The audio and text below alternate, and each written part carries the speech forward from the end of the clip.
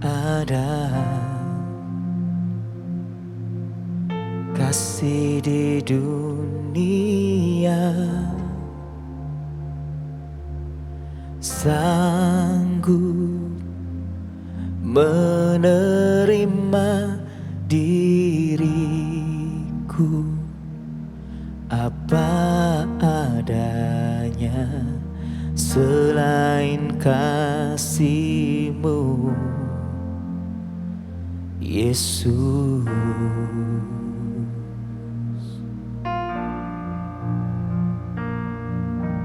Sungguh tiada lagi kasih seperti ini yang sanggup mengubahkan hidupku menjadi baru selain kasih-Mu, Yesus.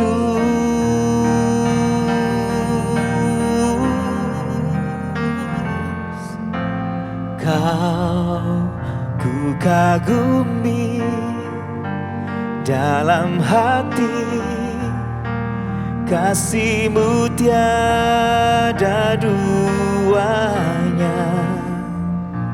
Sampai kini ku akui kasih-Mu tiada duanya. Ku kagumi dalam hati, kasih-Mu tiada duanya. Sampai kini ku akui kasih-Mu tiada duanya.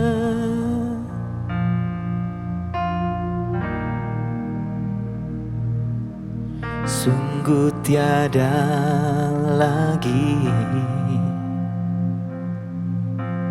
kasih seperti ini, oh, yang sanggup mengubahkan hidupku menjadi baru selain kasih-Mu, Yesus.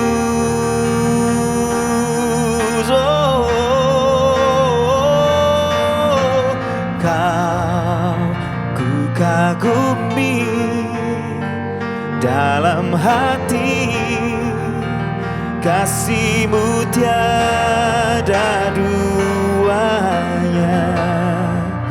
Sampai kini ku akui kasih-Mu tiada duanya. Ku kagumi dalam hati, kasih-Mu tiada duanya. Oh, ku akui kasih-Mu tiada duanya.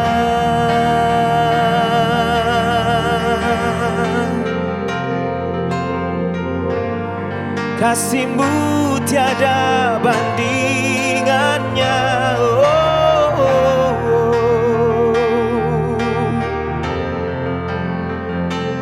oh. Kasih yang mulia, kasih yang setia, oh.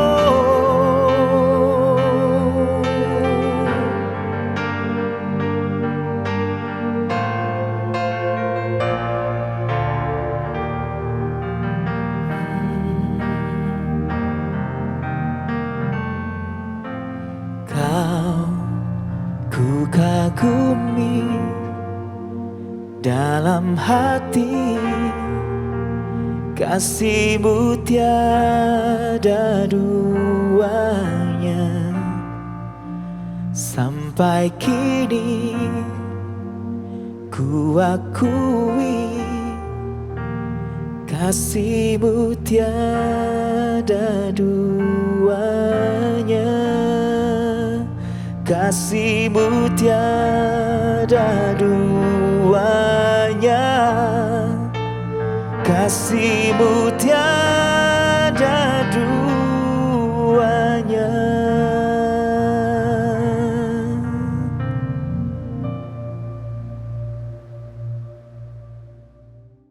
Shalom Bapak Ibu yang terkasih dalam nama Tuhan Yesus Kristus. Kembali kita akan merenungkan firman Tuhan dalam kitab Kejadian 34 ayat 7 yang saya bacakan. Sementara itu anak-anak Yakub pulang dari padang, dan sesudah mendengar peristiwa itu, orang-orang ini sakit hati dan sangat marah karena Sikem telah berbuat noda di antara orang Israel dengan memperkosa perempuan Yakub. Sebab yang demikian tidak patut dilakukan. Nah, Bapak Ibu, kalau Bapak Ibu baca kitab Kejadian ini, kitab Kejadian 34 dari ayat 1 sampai 31, itu semua berawal dari tindakan Sikem, anak Hemor, terhadap Dina yang berakibat sangat fatal. Seringkali Bapak Ibu, kita melakukan suatu tindakan yang tanpa kita pikir panjang. Nah, hal itu akan berakibat yang sangat panjang. Karena adalah satu sifat manusia adalah tidak mau kalah. Kalau hal positif, kita tidak mau kalah, itu baik. Misalnya tidak mau kalah dalam suatu pertandingan atau pekerjaan, itu baik. Tapi yang berbahaya adalah yang sebaliknya, di mana kita akan coba membalas untuk yang lebih jahat lagi.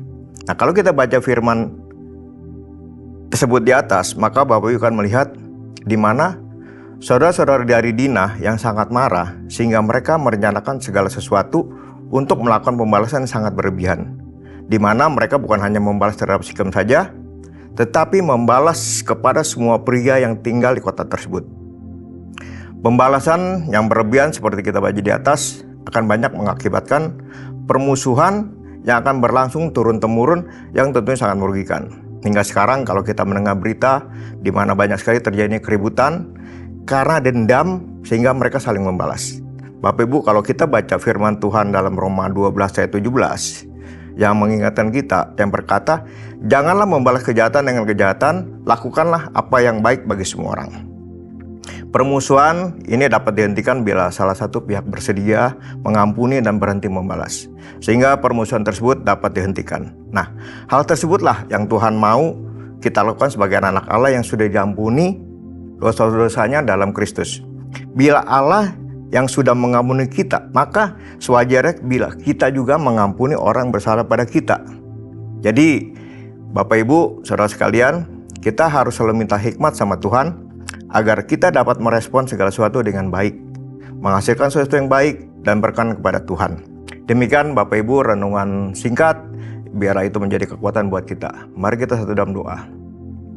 Bapa yang baik dalam surga, terima kasih Tuhan untuk firman-Mu, biarlah terus kami mau mengingat, merenungkan untuk semua apa yang kami lakukan sepanjang hari itu boleh tertaut dengan Engkau, selalu berhubung dengan Engkau hingga kami boleh melakukan dengan baik dan benar sesuai dengan kehendak-Mu saja Bapa. Terima kasih Tuhan, terpujilah nama-Mu kekal selama-lamanya. Amin. Kejadian 34. Dina dan Sikhem. Pada suatu kali pergilah Dina, anak perempuan Lea yang dilahirkannya bagi Yakub, mengunjungi perempuan-perempuan di negeri itu. Ketika itu terlihatlah ia oleh Sikhem, anak Hemor, orang Hewi, raja negeri itu, lalu Dina itu dilarikannya dan diperkosanya. Tetapi terikatlah hatinya kepada Dina, anak Yakub, ia cinta kepada gadis itu. Lalu menenangkan hati gadis itu. Sebab itu berkatalah Sikhem kepada Hemor, ayahnya, ambillah bagiku gadis ini untuk menjadi istriku. Kedengaranlah kepada Yakub bahwa Sikhem mencemari Dina, tetapi anak-anaknya ada di padang menjaga ternaknya. Jadi Yakub mendiamkan soal itu sampai mereka pulang. Lalu Hemor ayah Sikhem pergi mendapatkan Yakub untuk berbicara dengan dia. Sementara itu anak-anak Yakub pulang dari padang. Dan sesudah mendengar peristiwa itu orang-orang ini sakit hati dan sangat marah. Karena Sikhem telah berbuat noda di antara orang Israel dengan memperkosa anak perempuan Yakub, sebab yang demikian itu tidak patut dilakukan. Berbicaralah Hemor kepada mereka itu. Hati Sikhem anakku mengingini anakmu, kiranya kamu memberikan dia kepadanya menjadi istrinya. Dan biarlah kita ambil-mengambil, berikanlah gadis-gadis kamu kepada kami. Dan ambillah gadis-gadis kami. Tinggallah pada kami, negeri ini terbuka untuk kamu, tinggallah di sini, jalanilah negeri ini dengan bebas, dan menetaplah di sini. Lalu Sikhem berkata kepada ayah anak itu dan kepada kakak-kakaknya, biarlah kiranya aku mendapat kasihmu, aku akan memberikan kepadamu apa yang kamu minta, walaupun kamu bebankan kepadaku uang jujuran dan uang mahar seberapa banyak pun. Aku akan memberikan apa yang kamu minta, tetapi berilah gadis itu kepadaku menjadi istriku. Lalu anak-anak Yakub menjawab Sikhem dan Hemor, ayahnya, dengan tipu muslihat. Karena Sikhem telah mencemari Dina, adik mereka itu, berkatalah mereka kepada kedua orang itu, kami tidak dapat berbuat demikian, memberikan adik kami kepada seorang laki-laki yang tidak bersunat, sebab hal itu aib bagi kami. Hanyalah dengan syarat ini kami dapat menyetujui permintaanmu. Kamu harus sama seperti kami, yaitu setiap laki-laki di antara kamu harus disunat. Barulah kami akan memberikan gadis-gadis kami kepada kamu dan mengambil gadis-gadis kamu. Maka kami akan tinggal padamu, dan kita akan menjadi satu bangsa. Tetapi jika kamu tidak mendengarkan perkataan kami dan kamu tidak disunat, maka kami akan mengambil kembali anak itu, lalu pergi. Lalu Hemor dan Sikhem, anak Hemor, menyetujui usul mereka. Dan orang muda itu tidak bertangguh melakukannya. Sebab ia suka kepada anak Yakub. Lagi pula ia seorang yang paling dihormati di antara seluruh kaum keluarganya. Lalu pergilah Hemor dan Sikhem, anaknya itu, ke pintu gerbang kota mereka dan mereka berbicara kepada penduduk kota itu. Orang-orang itu mau hidup damai dengan kita. Biarlah mereka tinggal di negeri ini dan menjalaninya dengan bebas. Bukankah negeri ini cukup luas untuk mereka? Maka kita dapat mengambil gadis-gadis mereka menjadi istri kita. Dan kita dapat memberikan gadis-gadis kita kepada mereka. Namun hanya dengan syarat ini orang-orang itu setuju tinggal bersama-sama dengan kita. Sehingga kita menjadi satu bangsa. Yaitu setiap laki-laki di antara kita harus disunat seperti mereka bersunat. Ternak mereka, harta benda mereka dan segala hewan mereka. Bukankah semuanya itu akan menjadi milik kita? Hanya biarlah kita menyetujui permintaan mereka, sehingga mereka tetap tinggal pada kita.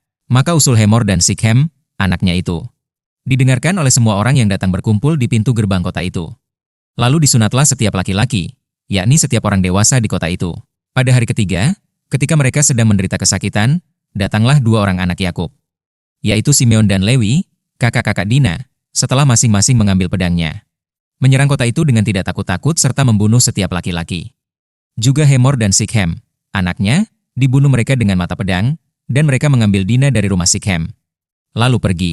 Kemudian datanglah anak-anak Yakub merampasi orang-orang yang terbunuh itu.